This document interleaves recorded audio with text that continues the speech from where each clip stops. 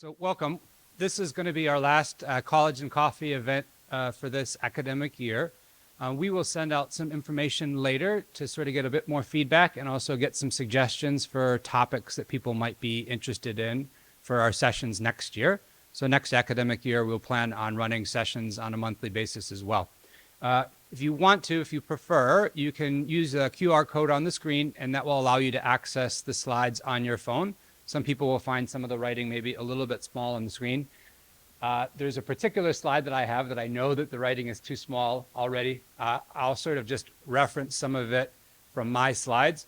And then if you want to look at it, it's not super critical. You can look at it later, maybe on home on a computer or something like that. Our topic for today is an introduction to the US and Canadian application processes.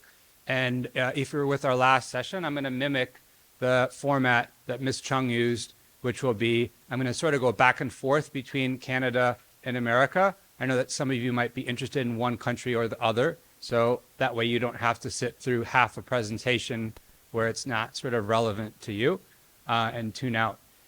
For this session, it again is quite a bit of content, so I'm probably going to present for hopefully about 30 minutes, and then these sessions are always very casual. The idea of having them in the morning is that I understand that other people have obligations and things like that.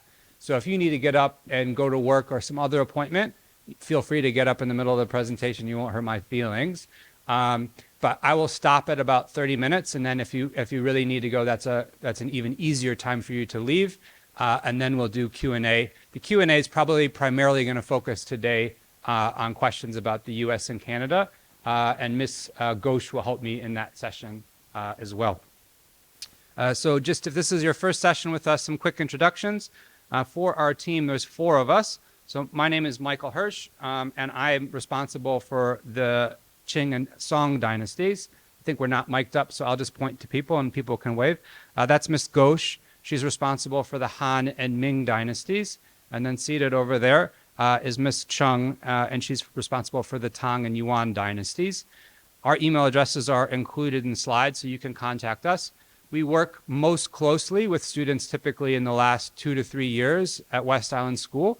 But if you've got questions now and you want to reach out to us and you're with a student in a younger grade, you're more than welcome to contact us about any questions you have or things like that.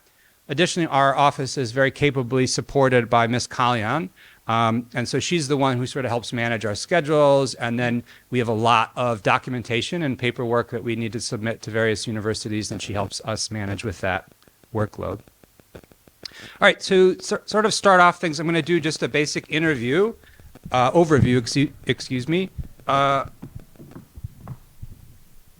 of the US and the Canadian systems. So when we look at, for example, the UK, which we talked about previously, the UK is most typically 3 years. In the United States, we would typically say a bachelor's degree is going to be 4 years. One thing that is worth keeping an eye on in the United States is, depending upon the university, sometimes we see graduation rates are not necessarily what you would expect. And so at some universities, it's not uncommon that students graduate in 5 or even 6 years. So that's something to be aware of. That would relate to students changing their course, or in some cases having problems having access to a specific course that they need to graduate. So paying for an extra semester, extra year of university can be expensive. So that's definitely a good thing to look at in your research. One of the things that's amazing about the United States is that they have over 4,000 universities and colleges. So there's just a huge number of options, and really there is an option that is suitable for everyone. So there's just a huge range in terms of selectivity. A lot of times in our community, we're talking about the schools that are accepting maybe 5% of students or less than 20% of students, but there are many institutions that are accepting students at a rate of 80%. And those would be schools that are brand name universities that you've heard of. And with our community college system, those universities or schools, they will accept anyone who applies to them because they have a different sort of mission and purpose. For our universities, we've got different types. We've got public and private universities.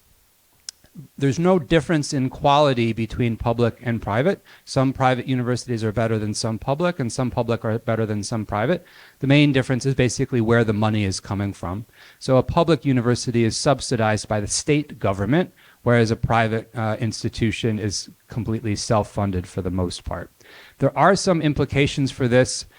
It's not a complete ironclad rule, but if you're an international student, it is less likely that you're going to get monies in terms of financial support from a public institution, because they're more likely to save their money for people who are from their state. There definitely are exceptions to that rule, but it's something to be aware of. Certainly, I think like University of Michigan would be a good example, or University of Washington would be a good example of schools that are public schools that would be very expensive for an international student. We also have liberal arts colleges. All of the majority of the U.S. universities have more of a liberal arts orientation, which we will talk about more later. But the liberal arts colleges really sort of take this to the next level. These are schools that our community, I think, are not quite very well aware of yet, and I'd like to do more work to expand people's understanding of the liberal arts colleges. A lot of these schools are smaller schools, and they're much more intimate. So instead of being in a lecture hall with 200 people, you might be in a lecture, or not a lecture, you'd be in a classroom with a teacher with maybe 15 or 25 students. So a lot more intimate, smaller class sizes, smaller graduating classes, easier opportunities to do research and things like that, easier opportunities to play sports. So those can be really attractive to people. We also have specialized colleges that have an emphasis on a specific type of program like the arts or like acting or some other types of industries. And then we also have the community colleges. I want to draw special attention to the community colleges, particularly for people who have concerns with budget, or maybe for people who are specifically targeting the University of California system. Community colleges, like I said, they will basically accept students who meet the basic entry requirements, and those would essentially just be English proficiency requirements and having the equivalent of a high school diploma. But these are institutions that will allow you to take care of your general education requirements in year 1 and 2, typically at significantly cheaper rates than you would at a typical institution. And so California is really promoting the idea of using community colleges as a way to sort of strategically manage their state university system. And so they, for example, have a program called 2+2, where you do your first 2 years at a community college, then you would transfer into a UC school, and then you'd graduate from the UC school with a standard diploma after just a standard 4th or sometimes a 5th year, but you can graduate in 4 years. So you take care of your general education requirement classes at a very affordable option that's quite accessible from an admissions standpoint. Then you transfer into a University of California school and graduate with a University of California degree. So for a lot of our families, that may be something that's really worth considering. We have some students taking advantage of that opportunity this year. In the US, which is different than the institutions that we've talked about before, is you can apply with a major, which would be your area of focus study, or you can also apply undeclared. In the US, it's not uncommon that you would not decide what you want to study until the end of your first or second year of study. And so some people think that's attractive because it allows you to sort of delay that decision a little bit. One thing that I would note that's a possible thing to be aware of is that in some cases we have specific majors that are what we call impacted majors, where those majors are extra difficult to get into and they have a lower admission rate than other majors at a school. So a good example of that would be computer science. So at most of the competitive schools, you would not be allowed to enter as undeclared or enter as a psych major and then become a computer science major in year 2. For those types of schools, you would need to apply directly, and if you don't enter as a computer psych major or computer science major, then you wouldn't be eligible. When you look at a degree in the United States, it's made up of essentially 3 components, which is general education requirements. So all students are going to be taking courses from some key subject groups. Everyone's going to have to do something related to math. Everyone's going to have to do something related to social sciences. Everyone's going to have to do something related to natural sciences and English, and then maybe a language requirement, like a second language requirement. Now, for our students, typically those students who are doing IB diploma, a lot of these classes they can actually place out of. So there are two possible things that can happen. Typically, if they score certain grades, which would be they would, let's say, I want to do pre-medicine or something like that. I get a 5 or higher on my higher level biology course at West Island School. Then I could go into year 2 biology when I got to university. And depending upon that school's arrangement, you may or may not get credit towards graduation. They may just allow you to skip the course and not take a course that you already understand, or they may give you credit towards graduation. So that's something to think about. But those general education requirement courses are a great way to have that liberal arts background in terms of having a very well-rounded education. It's also a time that some of our students will explore and clarify what they want to study. You also have the courses for your major. So a major basically would be your emphasis for your degree. So for example, I was a history major, and as a history major, I needed to take a certain number of history classes with a specific number of classes above a certain level of difficulty. And then they also had some prescribed classes I needed to take. So I needed to do a thesis, for example. So the major would be the emphasis of the degree. And so you would have to take more classes and take classes at a higher level. We also have something that's called a minor. And a minor is just a certain collection of courses that you've taken in an area of emphasis, and there's a lot less restrictions on that. So I have a minor in psychology, for example, and I think it just means basically I took 5 psychology classes, but I could take whatever classes I wanted at whatever level. And so it's just sort of an area of emphasis. So you can use that in terms of when you're applying for jobs to say, oh, I've got a background in something. In my case, because I went into education, it allowed me to have an additional teaching endorsement. Another component of the U.S. program is electives. So you need to add up your general education requirements, your major, and your electives, and it needs to equal the total number of credits required for graduation. So with those electives, you can do literally anything that you want. You can take courses that have nothing to do with what you're studying if you want to just explore. You want to take a ballet class, you want to take a drawing class, even though you're studying medicine or studying, to be a doctor, totally fine. But alternatively, some people will use those elective courses towards a major or minor to get into more advanced level coursework. For the U.S., we also have different rounds of applications. So there's an early decision round. This is one that people have talked about quite a lot. It's something that only a small group of people should be thinking about. Early decision is you can only apply to one school in this special round, and if you're accepted to that school, it is binding. So you must go.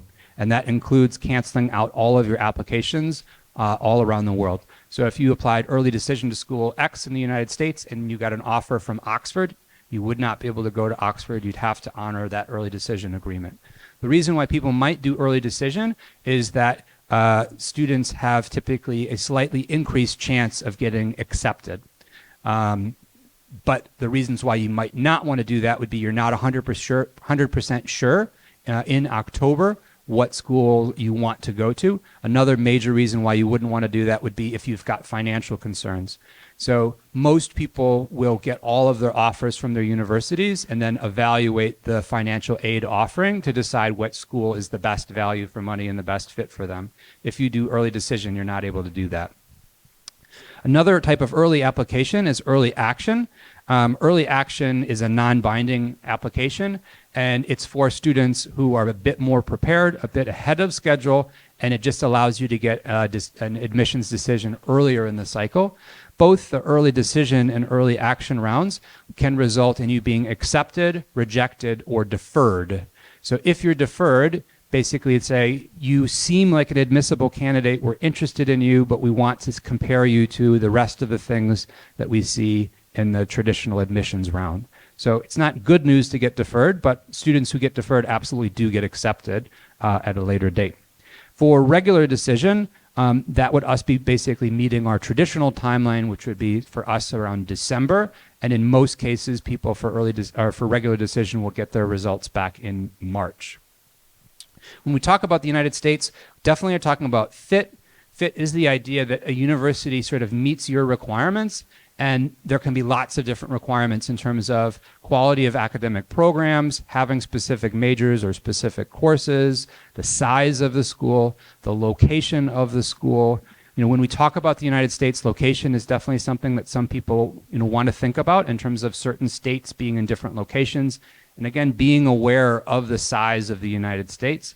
It is approximately a 50 or 60-hour drive from coast to coast. So it's a very big country.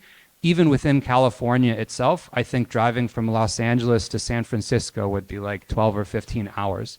So it is very big. So if you're thinking about being close to relatives and things like that, just be aware that the US is quite big. There's also some very significant cultural differences between schools in terms of some schools being more politically conservative, some schools being more politically liberal, some schools having more of a religious influence, having different sort of areas that they're interested in. So those are good things to do some research into. Another big thing to think about would be cost. We talked previously in a session about the idea of the best way to control your cost with US is in school choice. So certain schools are more likely to give you scholarships and things like that than others. And you can also look up front at what the cost is sort of to begin with. Right now, the most expensive schools that are normal schools that don't have like very, very, very specialized programs, the most expensive schools for cost of attendance is about $100,000 US a year. So there are a lot of schools that are significantly less expensive than that. I would typically say it would be challenging to have your cost of attendance be below $30,000 US. In the lower right-hand corner, there's an AID and ED resource that I really encourage you to look at. One document in there is talking about the benefit of applying for early decision at various schools. So there's a big list of schools, and it will show you what your admissions rate is for early decision applicants versus what it is for regular decision applicants. And so specific schools, maybe like Colby or Bates, they take maybe 50% of their incoming cohort via ED. And so if you really want to go there, you should apply with early decision. The other documents that are in there are about aid. There's one for domestic students and one for international students, and they'll show you the average aid package and average percentage of students that get aid and things like that. So it's quite useful. For Canada, Canada is similar to the US and a little bit different. They typically have 4-year degrees. Some schools have specialized application programs. The application process is quite different. The US, I think, is a little bit more uniform, and some schools in Canada don't require anything, and then some schools have some kind of unique supplements. There's also alternative pathways in Canada, so they also have community colleges. They also have some programs that are pre-college as well, and they have some schools that run programs that are similar to what we call foundation programs in the UK. So those are things that are definitely worth looking at for students who are interested maybe in a specific target school whose scores might be a little bit outside that range. So for example, Simon Fraser is a school in British Columbia, and they have a sort of a loose affiliation with, I think it's Simon Fraser International College or something like that. And that has a program that allows students to transition into Simon Fraser after completing a program with them. Some universities and courses are more like the UK and others are more like the US in terms of structure. So some are, like I said, sort of pretty similar to the US. Some of them are more sort of restricted, like in the UK, where it's sort of like if you're going to do this course, then you're taking these 20 courses or you're sort of doing this type of progression. Canada is, I think, even bigger than the United States. So the same thing. If you're talking about the different distance between Vancouver and Nova Scotia, like that's a huge amount of distance. So just be aware of those distances if you've got specific preferences in terms of location.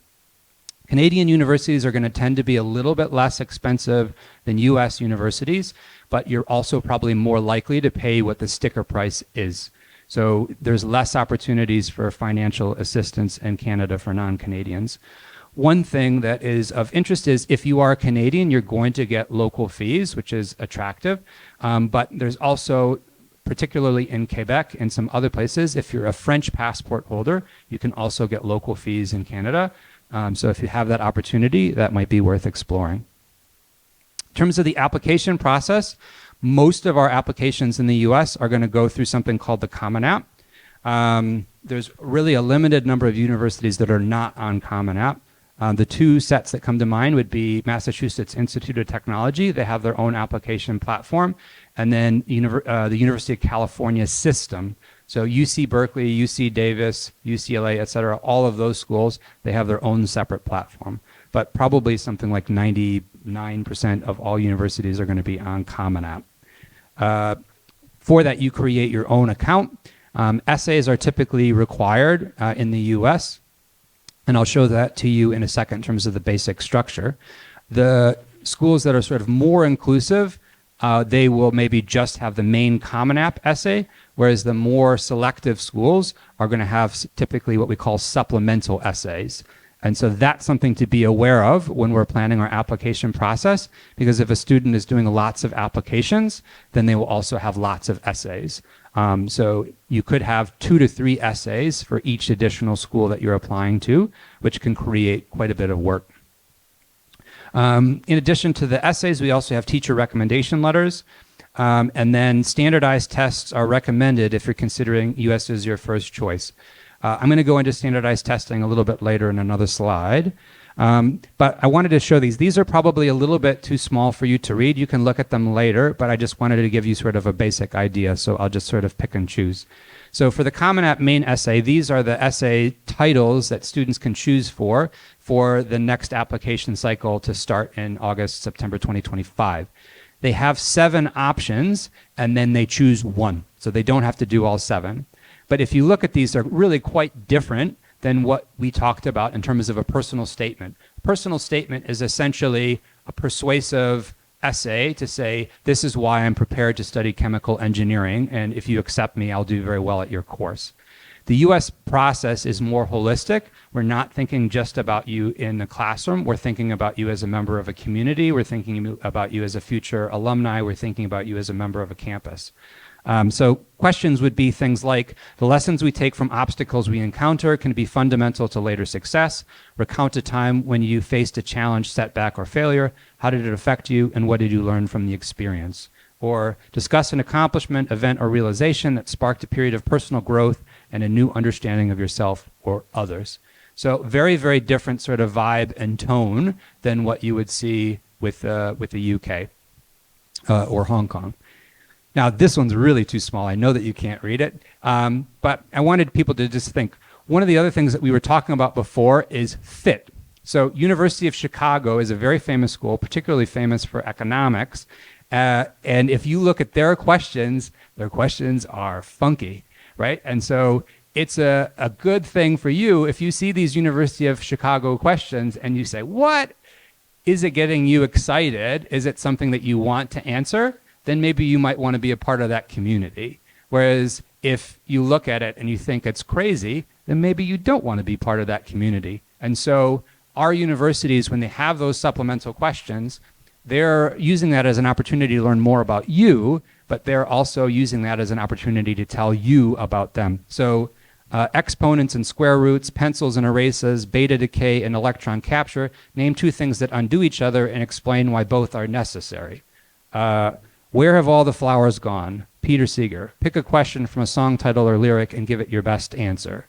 Vlog, labradoodle, fromage. Language is filled with portmanteaus. Create a new portmanteau and explain why these 2 things are a patch. Perfect match. All right? So in this case, there's 1 required question, and then there's 7 options for them to choose from. So this is very, very different than an Oxford application, and very different than a bunch of other applications in the US. And so again, it's that idea of fit. Is that the type of academic community that you want to be a part of, or maybe not? When we're looking at Canada, you are going to apply directly to the universities in all cases. So they don't have a centralized application system that's remotely similar to Common App or to UCAS, which we talked about previously. It's more like what we talk about with Hong Kong. So you would apply directly to universities. Ontario, though, does have sort of a platform that you use, and there are, for example, restrictions on the way in which you can apply to universities in Ontario. So there's the OUAC, and for example, you can hypothetically put down deposits in multiple universities in Canada if you've got conditional offers, but you're not supposed to do more than 1 in Ontario. All right. For Canada, essays might be required. So sometimes they have a statement of purpose. The UBC also has a personal profile, and I'll show an example of that in a second. In Canada, they will require a transcript. You can use SAT and ACT scores in Canada. It's optional though. So I'm not sure that if you're 100% focused on Canada that I'd necessarily recommend that you do the SAT or ACT. But if you're applying to Canada and the United States and you've got great you've got great scores, then you would want to use them in Canada. All right, so these are the questions from the UBC personal profile. And so I'm not going to go through all of them, but just give you sort of a sense. This is University of British Columbia. It's a very nice school, very well-liked school in Vancouver. Tell us about who you are. How would your family, friends, and or members of your community describe you? If possible, please include something about yourself that you're most proud of and why. What is important to you and why? Another one is describe up to 5 activities that you've pursued and accomplishments achieved in one or more of the following areas. Please outline the nature of your responsibilities within these activities. So club, family, community responsibilities, creative or performing arts, work employment, athletics, volunteer service, etc. All right, so there's no main essay question for these. I forget the word count. It would be relatively short word count. But this is just specifically for UBC, and we would see different things. So some Canadian universities will have nothing, some will have personal statements, some might have a series of questions like this. All right, in terms of research, the US is challenging for us because in the way in which things are posted, it's not clear. You typically won't see IB scores posted on the website from the university, and the main services that we use will not have that information as well. But when we look at acceptance rate, it gives us a good understanding of how difficult the school is to get into. Right now, I would really say 20% or lower is indicating to us that that is a very, very selective school. Most of the students who would apply to those schools would be, they typically say 80 to 85% of the students who apply to those schools are academically qualified. So below 20%, things get a little bit more complicated. They will also tell you ranges for SAT, AC score, and GPA. We don't have a GPA range, so that doesn't really help us. The SAT score range is a bit challenging right now because we're in a primarily SAT optional context. So maybe people have been reading the news. Stanford just joined the group that wants SAT scores or ACT scores, but it's still something like, I don't know, 99% of universities not requiring them.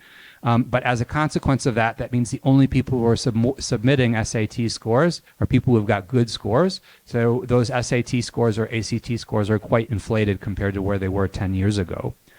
So that can make our work a little bit tricky. Deadlines, you've got the early action, early decision 2, and regular decision deadlines to be paying attention to. We should be looking at tuition fees and living costs. Are there any financial aid options? In the US, we also have what are called need-blind and need-aware schools. Need-blind schools will accept you without looking at your financial documentation. Need-aware schools may reject you because they think you cannot afford the school. So that's something to be aware of, and a potential reason why you may not get accepted to a school that you're academically eligible for. You're going to want to look at the college systems and majors offered. So not all schools offer the same majors. You also have different types of schedules. Some schools have semesters, some have quarters, some have something called a J term where the first semester and second semester are normal, but there's a special course in January that's intensive. You also have some schools that have a block schedule where you take one course at a time in sort of an intensive way. We can also look at campus life and student life. Is it a commuter school? Is it a school that has a Greek culture? Is it a school that has a big culture around sport? What are people passionate about? There's some quite different cultures in the schools. We also want to look at the essays and prompt requirements. Our school, we're really encouraging students, if you're applying to schools in the US, to sort of create a matrix of all of your essays and to see which essays are required by which schools and to see if some of your questions, some of your responses can be repurposed. I wouldn't say recycled, but sort of repurposed.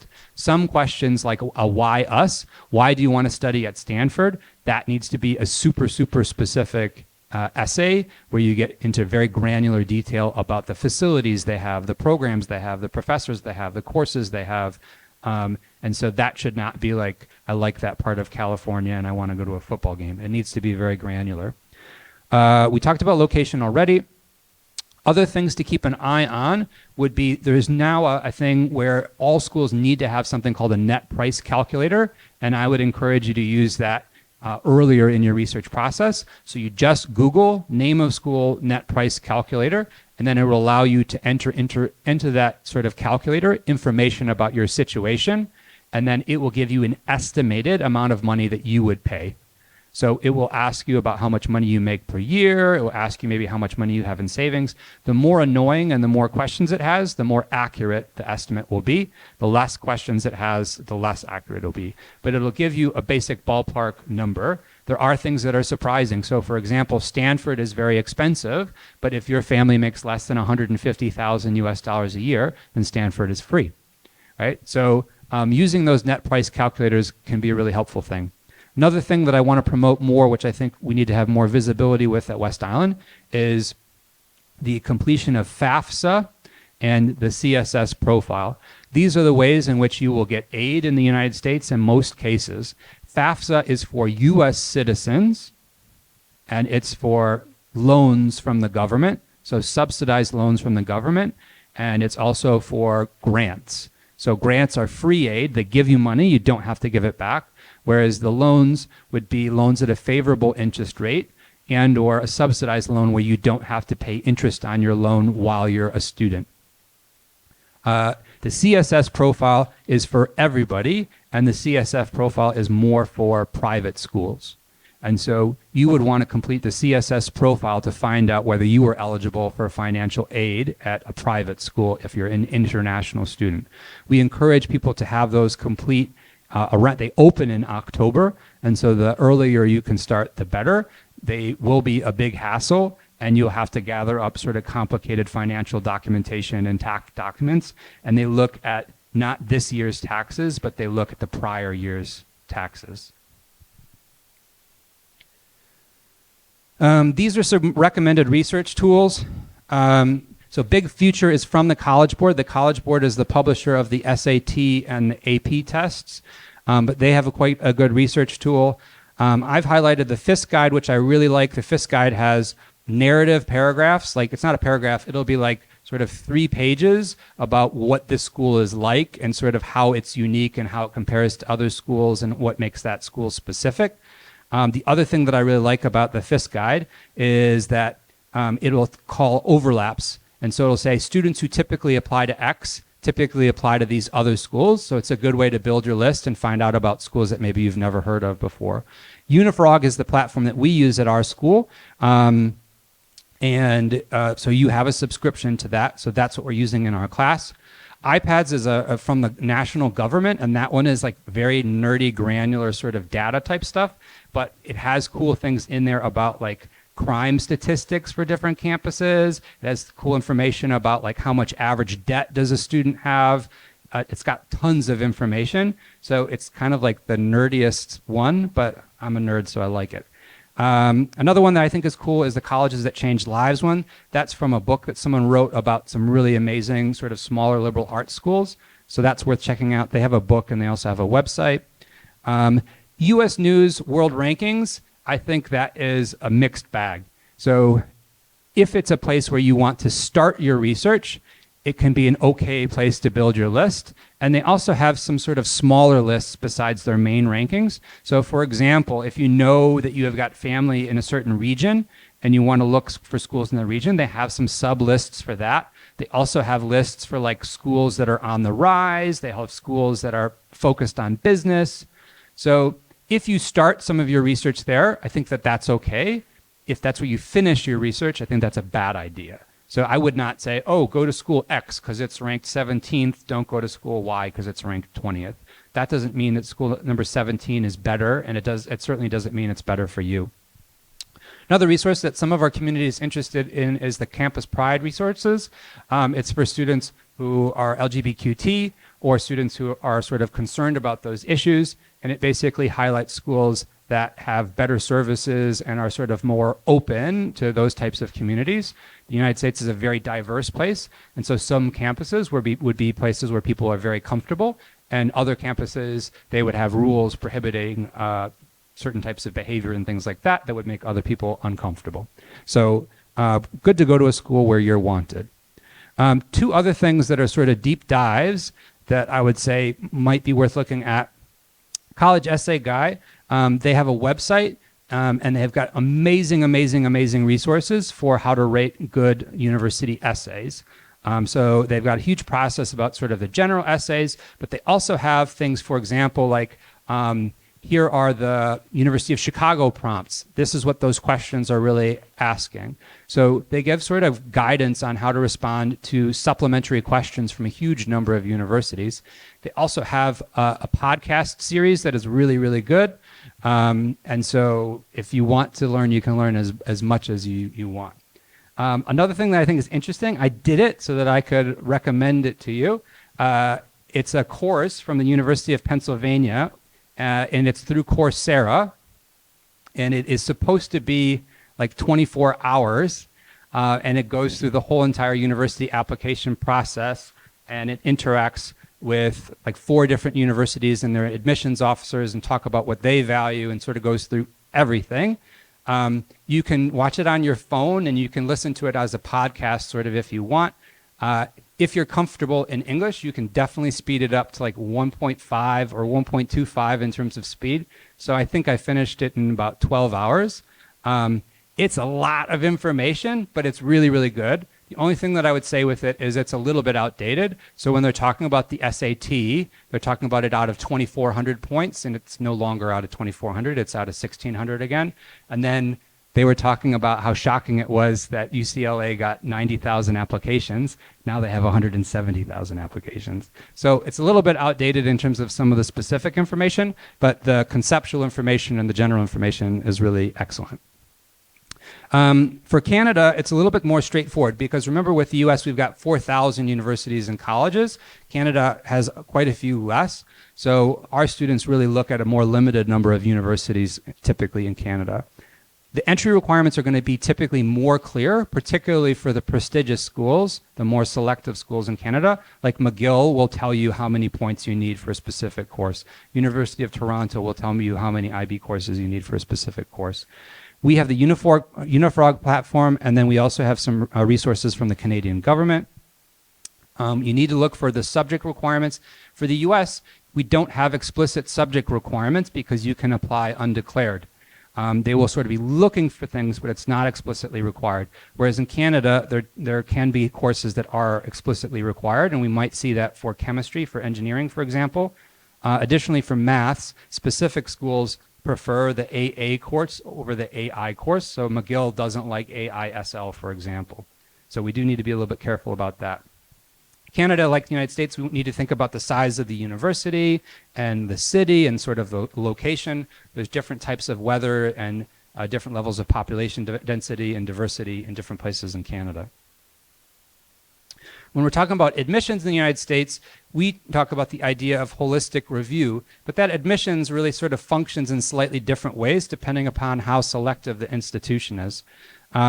So for less selective institutions, really 90% plus of that decision is going to be based on your GPA, the forms that you've completed, and maybe your test scores if you choose to include them.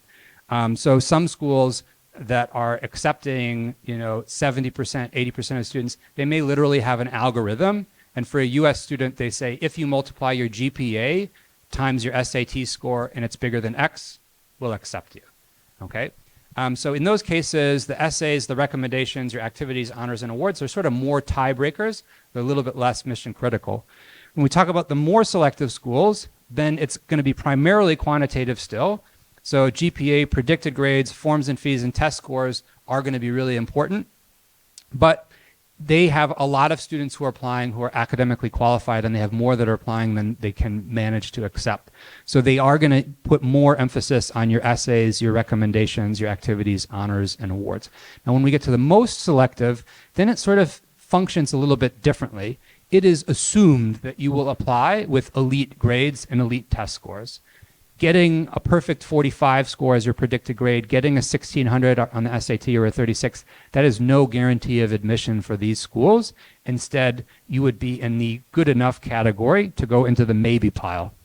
And so depending upon how hyper selective that school is, that line gets drawn in the sand maybe somewhere else. But basically they have very high standards to get into the maybe pile. And then really the decisions will be made on the concept of what they think is the best student and what they're looking in terms of institutional fit.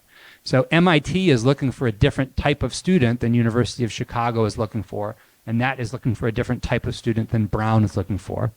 Okay, so essays become really, really important for these schools. Recommendations are more important. Activities, honors, and awards are particularly important. These are schools that are looking for students who have accomplishments. And so if you're talking about something like a Stanford or a Harvard, they would want you to be something where you have sort of like a national or international level of recognition on something. So it is not just being a head of house or house leader or something like that. It's not just being on the West Island basketball team. It would be a much higher level of accomplishment. I don't know what just happened. I think the internet went out for a second. So if your students are interested in that, we've created a new group called Most Competitive Pathway America, and we're specifically talking about the types of activities that students should do. It's too detailed to go into right now. But those are things to think about. In terms of testing or not testing, standardized test scores can be used to anchor or support your application. And we see that in the US, grade inflation is a big problem. So having an appropriate test score is very supportive of your application. We know that students who submit appropriate test scores are accepted at higher rates than other students. So they are accepting students who don't submit a test score, but if you have a test score that sort of aligns with your grades or is better than your grades, then you're going to have a better chance of getting in. Some schools will only give scholarships to students who have the SAT or ACT. It's part of their scholarship consideration. Another thing to be keeping in mind is that you don't have to submit your scores to schools if you don't like them, and you can submit a super score. So if on your first attempt your math is best and on your third attempt English is best, then you can do your first and your third tests for math and English. You can also use standardized test scores outside of the US. So for example, you can use them in Canada. We also saw recently in an Australia event that if students had SAT scores above a certain value, I believe they had automatic admissions. Yeah, Ms. Gosha's nodding her head. So you can use them in different countries. Generally speaking, it's such a large standardized test that if you had a great score, you might as well submit it because they can see, oh, you were in the 97th percentile or something like that. We're typically saying that students should sit the SAT or ACT in term 2 of year 12 and taking it somewhere between 1 and 3 times. Probably 4 is on the heavy side. For Canada, it tends to be more quantitative. So I don't want this to suggest that Canadian universities are less excellent. Canadian universities have some of the best universities in the world, but they tend to have a smaller volume of applications. And so the decisions will probably be based upon, for example, like if you're talking about McGill or Toronto, they might want 36 or 38 plus points, which is very high at an international level. But if you're having those types of scores, you're probably going to get accepted. Whereas in the US, it's going to be sort of more of a black box in terms of equivalent universities, in terms of their global brand and global reputation. So there are essays and recommendations and activities and awards, but really the backbone of most Canadian applications is going to be your predicted IB scores, and that's the main thing. I would encourage anyone who's thinking about the United States to also think about Canada. The universities there are excellent, and they're just more predictable to get into. All right, this is the last slide, and then we're going to go to Q&A. Just some things that sometimes people have ideas about. So in terms of after graduation, employment and immigration is significantly easier in Canada than in the US. If you are applying for a visa in the US, it is critical that you do not say that you plan to stay on in the United States after you graduate to work, because that's a no-no in the visa interview process. Whereas Canada has some pretty explicit processes that allow you to stay on and work in Canada if you meet certain requirements. In the US, you need to go through a bunch of hoops and you have to participate in a lottery system and things like that. So if you're not a US citizen, you know, your plan for paying back your fees and things like that should not be, oh, I'll get a high paying job in the US, because that's definitely not guaranteed. graduate school pathway is equally viable in both countries. And that's also in terms of if you went to a US university, you could certainly go to a Canadian university easily with that, or a Canadian university could easily study in the United States. I would advise people to be aware of the idea of studying in medical school in the United States, medical school in Canada. If you don't have a US passport for the United States, and if you don't have a Canadian passport for Canada, that pathway is exceedingly difficult because they have a very, very limited number of seats for non-citizens. And then in addition to that, your fees are going to be very high, and you need to be able to show proof of funds. And so, again, some of those tuitions are going to be $100,000 US a year for maybe 6 years, and you need to be able to show that you've got the financial means to pay $600,000 over the next 6 years, which for many people is challenging. So it is an option, but it's an option that people are less likely to take. With that, I'm done with our content. And so Ms. Ghosh and I will facilitate a Q&A. And so I think I will grab a portable mic and I'll sort of manage this side, and Ms. Ghosh will manage that side, and we'll just start taking questions.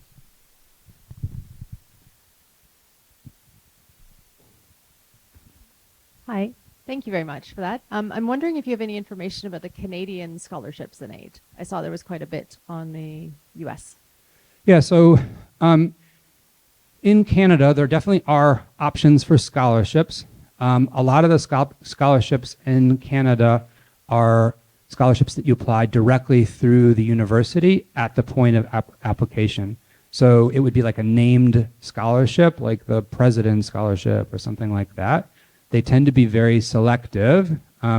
Generally speaking, like what you would see, like if you go to the webpage and you say, what's the cost of attendance or what's the tuition in Canada, that's probably what you're going to pay.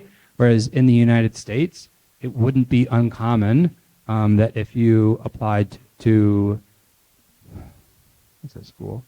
Like, I don't know, I think we had students typically who applied to like Rochester Institute of Technology where they'd get like 50%.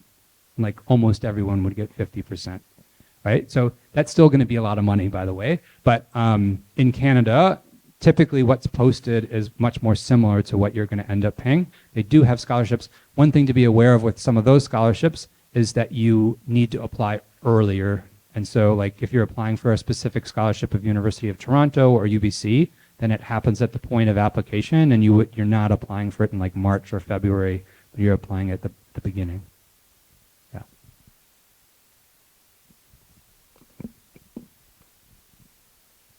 Thank you so much. Two quick questions about Canada. If your child has a dual citizenship of Canada, is there also a residency requirement for local rates, or is this citizenship simply? It's citizenship based. Okay. And then the second question is just how does the timing work in terms of responses from Canada or the US? Are they kind of consistent, or is it one is earlier or later? How does that generally? So for Canada, if you have a Canadian passport, then you pay Canadian fees. In the US, most of us will not get, we get out-of-state fees. So like I have a Wisconsin driver's license. I have to pay taxes in Wisconsin, but my kids will not get to go in-state to the University of Wisconsin, which is a bummer. But in Canada, if you've got a Canadian passport, then you've got access to Canadian fees. In terms of finding out about whether you got admitted or not, that's institution specific. In the US, it's more sort of chunked, I guess I'd say. Like if you do early action or early decision, then you're going to probably find out in December. And then if you apply regular decision, most of the decisions will come out in March. Whereas in Canada, the decisions will sort of come out more piecemeal, and some of the schools were giving responses quite quickly. So Western is one that comes to mind, which is in London, Ontario. We were having students apply and they were getting decisions in like 3 weeks, really pretty quickly, in kind of almost a rolling type basis. The Ivies are famous. All of the Ivies will announce their decision on the same day. I think it's in March. But all of those decisions will literally come out on the same day. So Canada's a little different that way. For Canadian applications as well, the application systems open in September, from September to February. So we always suggest students to apply as soon as possible. I think there was some other. Two questions. One is, how many applications would the school help the students deal with? And is there a limit for each country? For example, there is definitely a requirement for teacher recommendations. So is there like a cap on maybe, I don't know, 5-year schools and like 2 Canadian schools, something like that? Second question is that the year 13 students take IB exams at the end of the school year, right? Which means their IP exam scores would not be able to go on to their college application. So how does that work? Can they use the GCSE scores, or how does it help them, I guess, in some sense, without the IB scores? Yeah. So first question is about how many applications can students submit? And the answer with that is we support what we call 8 applications, right? Now, an application is one application. So that's not 8 schools necessarily, it's 8 applications. So for example, for the University of California system, you do one application, and that can allow you to apply to many or all or some of the UC schools. We also count the UCAS application as one application, and that would allow you to apply to 5 schools. So it's when you're applying to an individual school with the individual components that we count that as a single application. The main reason why we do this is because if you have to write a main Common App essay, and then you need to do the supplemental essays, and then you're doing that across multiple systems, it's a huge, huge amount of work.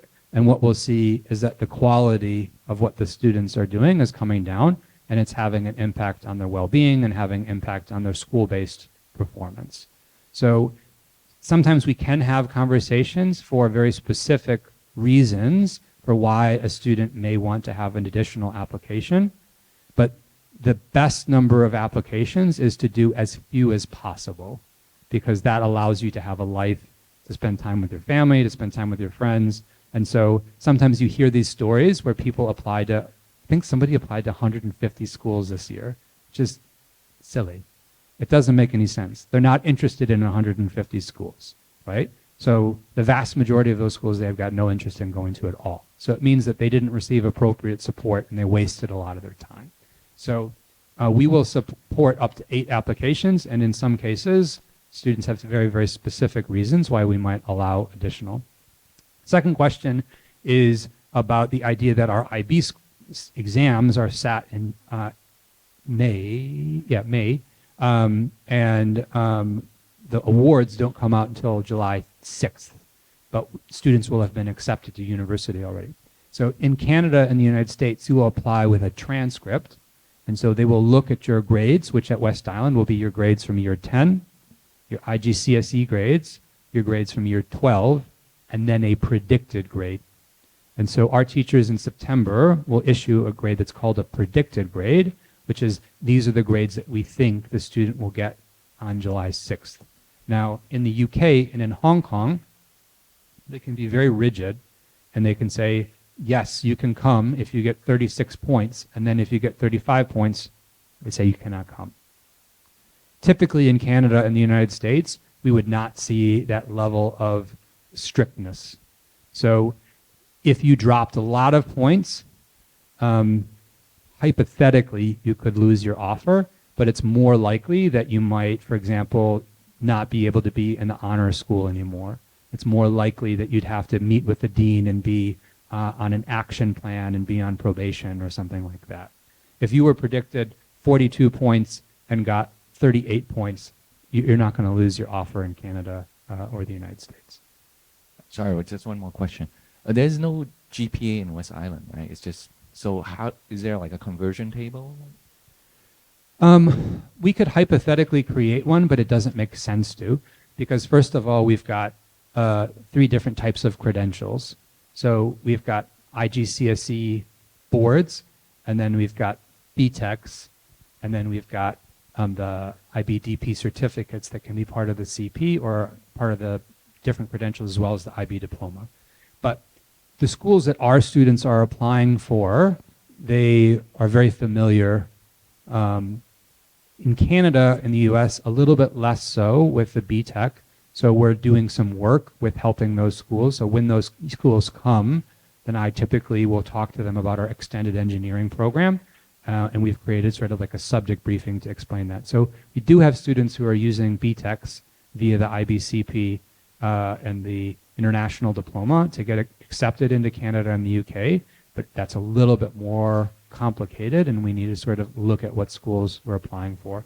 But in terms of the IB, I think the United States might have more IB schools than anywhere else in the world. It certainly has a lot.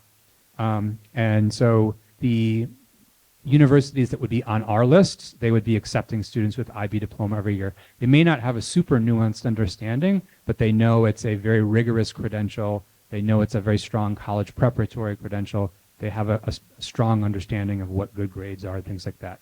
So generally speaking, having those types of credentials are going to be supportive of your application, because one of the things that they're looking at when they're looking at your transcript is how rigorous was your academic program. And so particularly for our students who are doing the full IB diploma, all of their courses would be considered highly rigorous. Whereas in a US context, students might take an in-school based syllabus and take some AP courses to top it up. Whereas our kids are taking all of these sort of externally validated college preparatory classes. Thank you.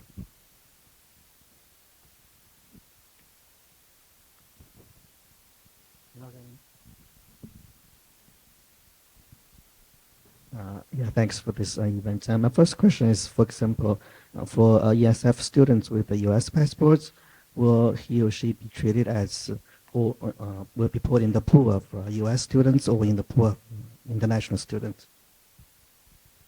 That probably is, it depends on the, I think it's a bit of a mixed answer. And this is another good thing to be aware of, is that in the US, the way that our applications are read is we have admissions officers who are responsible for different territories. Okay?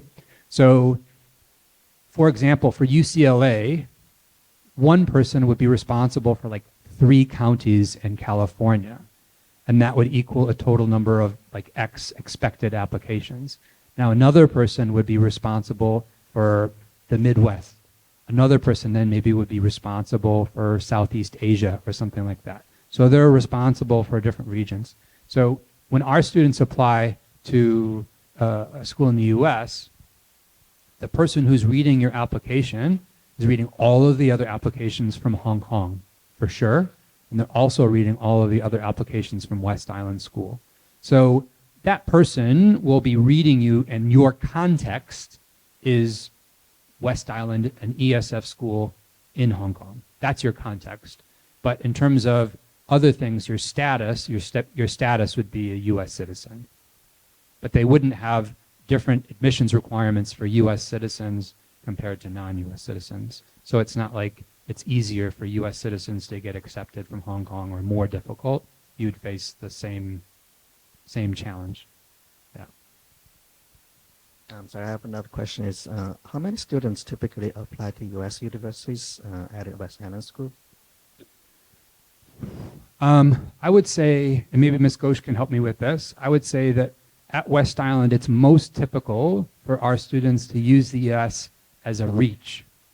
And it's not uncommon that our families would say, you can go to the US, but you can only go to the US if you go to one of these types of schools.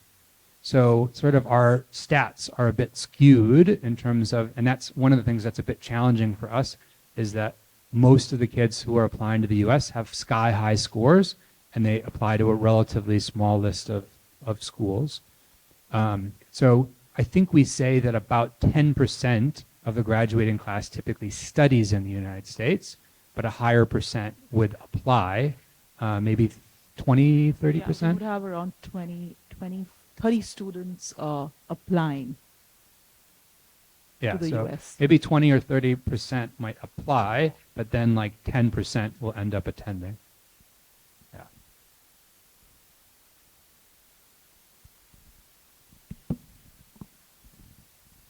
Hi. Hi. Thank you for the session. It's very useful. I understand that West Island is very rigorous with the IB program. And I'm sure that within the last few years cohort, we do have students who are interested in STEMs and might actually wanted to apply to MIT. Hmm.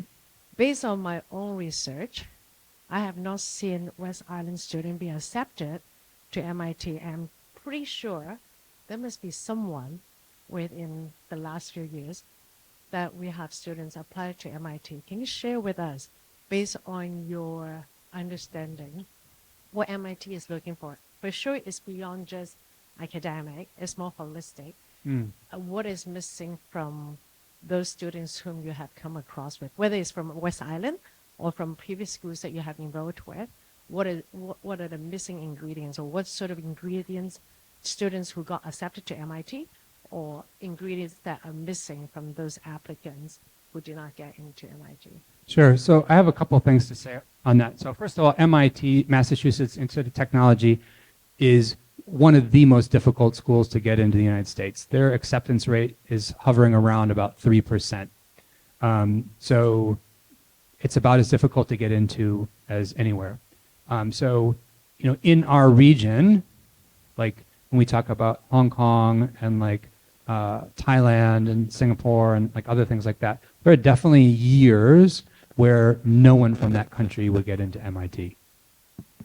So it's not like West Island didn't get kids into MIT and then like everybody else is getting kids in or something like that.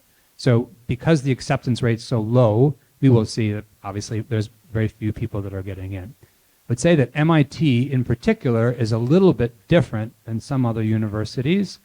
They really tend to, I think, almost scout students in the same way that like elite sports programs scout basketball players or football players or something like that. So if I'm going to play basketball at Duke, which is a school that's very famous for basketball in the United States, the coach does not find out about me when I'm 17 years old. The coach finds out about me when I'm 8 years old, not 8 years old, 8th grade, you know, when I'm 14 years old, 13 years old, and I start going to highly competitive sort of regional showcase basketball tournaments and things like that. So for MIT, they definitely are keeping their eye on sort of famous science competitions, and they're also definitely keeping their eye on like very famous like math competitions. They also support and look at these sort of highly selective summer programs where you either need to be invited or you need to sort of apply and qualify to be accepted to those programs. The other thing that we're working on in school is that I think historically at our school, there has been an emphasis on supercurriculars, and supercurriculars in our community tend to be things like additional reading outside of the course, or internships, or maybe local competitions and things like that. I think those things are very, very good, but they're sort of more supportive of what's being looked for in a UK application. Whereas for the elite US universities, they're looking for accomplishments. And so it's not that you've just signed up for courses or things like that. It's that you've used your knowledge to do something. So you've started your own business. You've built your own app. You've built a machine that solved something. You've created your own patent. Other opportunities that would allow you to sort of distinguish yourself would be something like the massive open online courses. MIT historically has sort of created some courses, and it allows them to identify talent from sort of unexpected places, because they'll have 10,000 people take a very, very difficult sort of math-orientated computer science course, and somebody was ranked 1, 2, 3, 4, 5, you know, out of that cohort. So, you know, those are the types of things that I think are a bit special about their application process that make them a bit unique and make them particularly difficult. So we're working on sort of improving those things. And students are starting to meet with me. I've created a special Google Classroom where we're sharing resources for what types of things those hyper-selective universities are looking for. And we're going to have a meeting to sort of talk about some projects and things like that that students might want to be looking at. Yeah.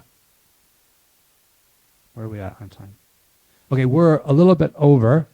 So I want to be respectful of people's time, and I know some people are maybe shy to get up and leave if we're talking. So I'm going to stop. If people have individual questions, you're welcome to come and see me at the front of the room. But thank you very much for coming. We really appreciate it. Hopefully it was useful for you.